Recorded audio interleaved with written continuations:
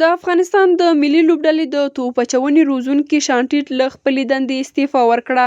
نوموړي په داسې حال کې خپله دنده پرېښوده چې 2 ورځې وړاندې د ملي لوبډلې مشر روزونکي لانس کلوزنر خپله دنده پای ته ورسوله.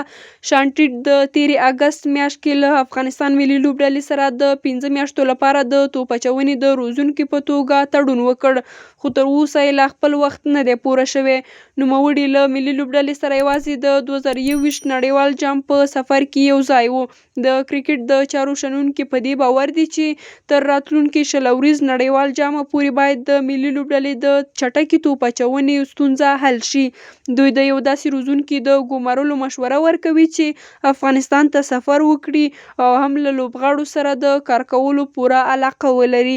د یادونې وړ ده چې شانټیټ د استرالیا لوبډلې پخوانی چټک توپ اچونکی دی او د لیول 2 روزني سند لري چې د بیګ باش سیالیو ترڅنګ یې په ټي 10 لیګ کې هم د روزنې دنده ترسره کړې ده.